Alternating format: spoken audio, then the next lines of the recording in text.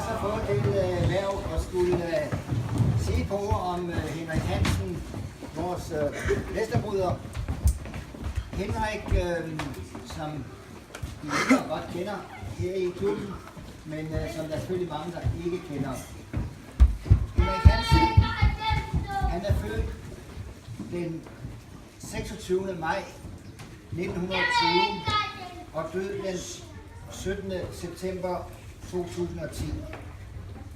Henrik Hansen, han er født i Evetofte af Johanne og Hans Jørgen Hansen, som dengang var sognefoged i Evetofte. Henrik var den ældste af en flok på 7, og han lærte som snedker, og jeg tror nok, at han har gået til gymnastik i Melbys Lejeidrætsforening. For efter hvad jeg kan se, så har jeg set, at der er en nål fra MLI, som man fik rigtig, man havde forsømt en hel sæson. Jeg har sådan en selv, og det tilkendegiver jo, at hvis man har startet som ved at gå til gymnastik i MLI Melby, så kan der godt blive noget ud af en senere hen i livet. Henrik startede sin karriere her i klubben Hævers, og han fik jo hurtig interesse for det helt rigtige at blive her i Hævers et stykke tid. Han har rejst det meste af verden rundt. Han var danmarksmester i Hævers her, og senere meldte han sig ind i DAN i København. Det grundede, fordi han fik et arbejde inde i København. Men Henrik kæmpede mange store internationale kampe og vandt dem. Og det resulterede i, at han i 1948 blev udtaget til de olympiske lege.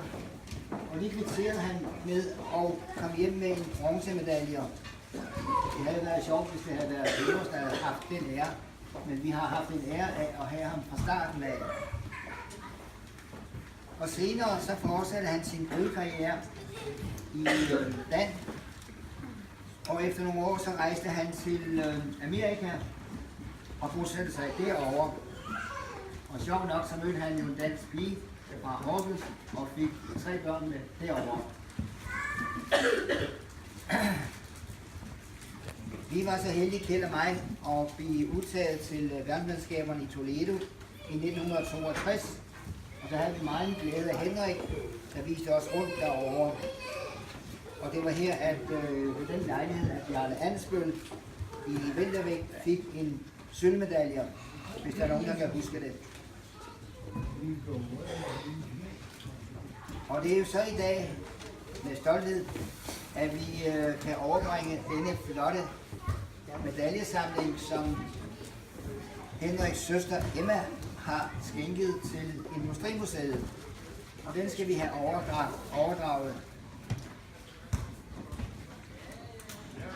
Desværre kan vi jo nok sige, at bronzemedaljen, som ikke er med der, men den er overdraget til det olympiske museum i København. Det er jo sådan, at der er en olympisk klub. Dem, der har deltaget i de olympiske lege, kan blive medlem af den. Og der var Henrik en meget trofast deltager hvert år. Han kom hjem, så længe at han var kvik og kunne klare det, kom han hjem til at deltage i det årlige årsmøde. Henrik var så uheldig, så han i Amerika fik stjålet sine bronzemedaljer, men den blev dog erstattet fra den olympiske forening, eller olympiske. Så den medalje har vi altså ikke, men den er som sagt derinde. Og vi er jo rigtig stolte over, at vi i dag kan overbringe denne flotte samling til Industrimuseet. Og Niklas, vil du overtage den? Ja, mange tak, Kurt. Og der står samlingen. Ja.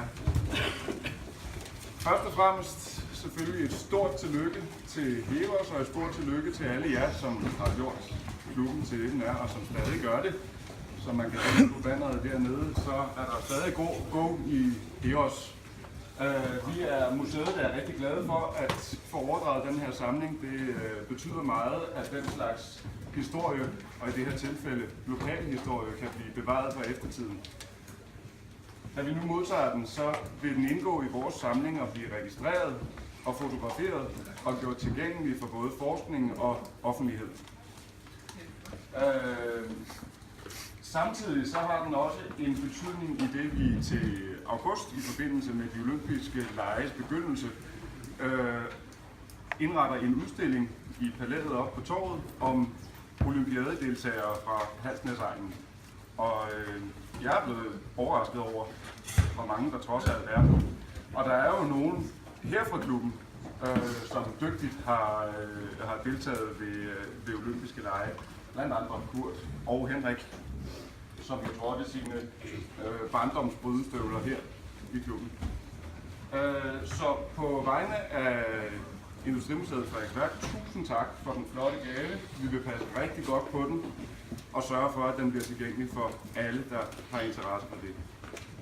Må jeg udbringe en skål for Heros og de 90 år. Heros længe leve!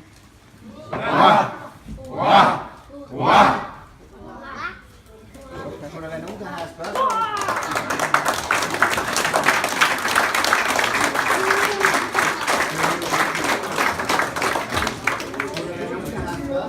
Til Henrik Hansen. Så er vi så heldige, at vi har Henriks søster Emma, som er 86 år og er til stede. Kammerater, venner, beundrere og beundrere sig med. 90 år er jo en forandring år. Det er godt, jeg er i besiddelse af endnu flere, men det skal ikke være nogen hemmelighed.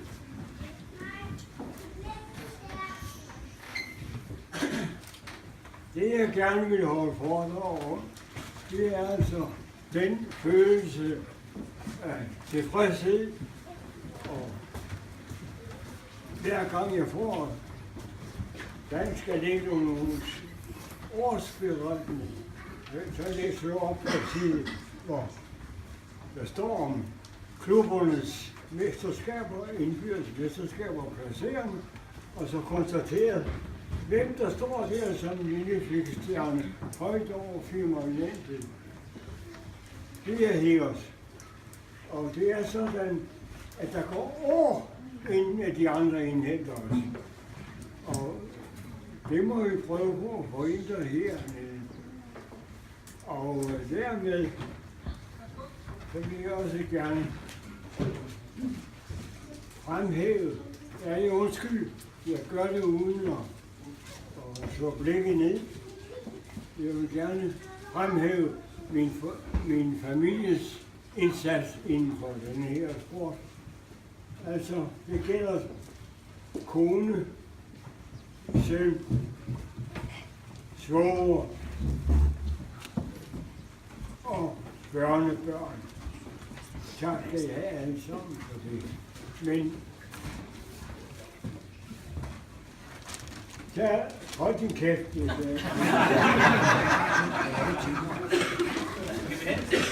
så er der altså en, som jeg gerne vil tage med i betragtning her.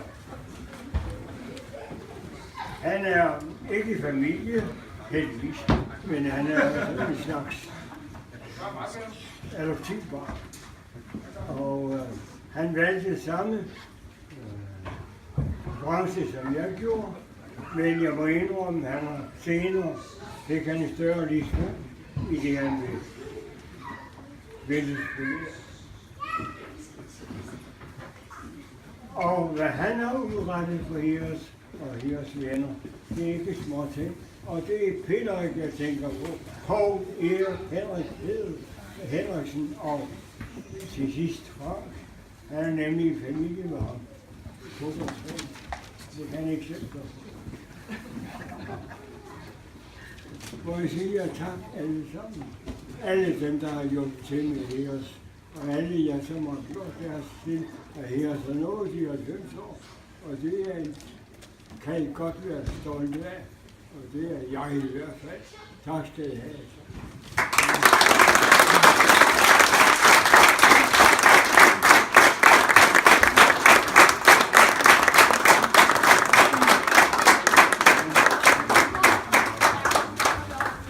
Må jeg lige tilføje en lille ting? Det glemte James. Han vil gerne give Heos et lille kuvert her.